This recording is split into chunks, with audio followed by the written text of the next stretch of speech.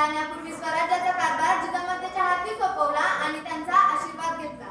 बरोबर आपले पुत्र संभाजीराजे, काही निवडक सरदार, काही विश्वासू माणसे व बराच खजिना घेतला. मजल दर मजल करत राजे आग्र्यास पोचले. ठरल्याप्रमाणे शिवराय बादशाच्या भेटीस दरबारात गेले. छोटे संभाजीराजे सोबतच होते. त्या दिवशी बादशाचा 50वा वाढदिवस होता. दरबार संपल्यानंतर बादशाह सल्लामसलतीच्या महालात गेला. तेथे काही निवडक सरदार आपल्या मानाप्रमाणे रांगेत उभे होते. बादशाने शिवरायांना मागील रांगेत उभे केले व मराठा साम्राज्याला अनेकदा पाठ फिरून पळालेला जसवंतसिंह राठोड शिवरायांच्या पुढील रांगेत उभा होता. शिवरायांना वाटले, आपण तर महाराष्ट्राचे राजे आहोत, आपला मान पहिल्या रांगेत उभा राहण्याचा, पण बादशाने आपल्याला मागील रांगेत उभे करावे म्हणजे काय? त्यांचे डोळे रागाने लाल झाले. हा अपमान त्यांना सहन झाला नाही. ते रागारागाने तडकमाला बाहेर पडले. ते थेट आपल्या मुक्कामाच्या ठिकाणी पोहोचले. इथून पुढे बादशाचे तोंड पाहायचे नाही असे त्यांनी ठरवले. भेटीचा बेत असा बसला.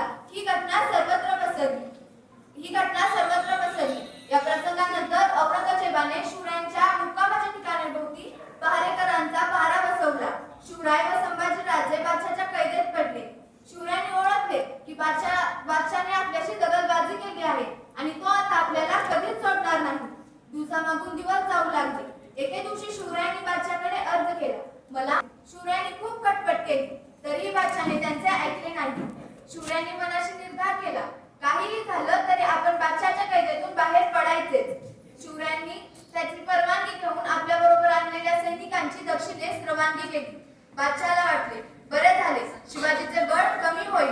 आता शिवरायांबरोबर संभाजीराजे, हिरोजी फर्जंद, मदारी मेहतर एवढेच जण राहिले. एके दिवशी काय झाले, शिवरायांनी आजारी पडल्याचे सोंग केले. सोंगच होते ते. त्यांच्या पोटात भयंकर वेदना होऊ लागल्या. हकीम, वैद्य आले. औषध पाण्यास सुरुवात झाली. शिवरायांचा आजार बरा व्हावा म्हणून साधू, मौलवी यांना मिठाईचे पेटारे पाठवण्यास सुरुवात केली. पहारेकरी सुरुवातीला मिठाईचे पेटारे उघडून पाहत, पण पुढे ते पाहिनासे झाले.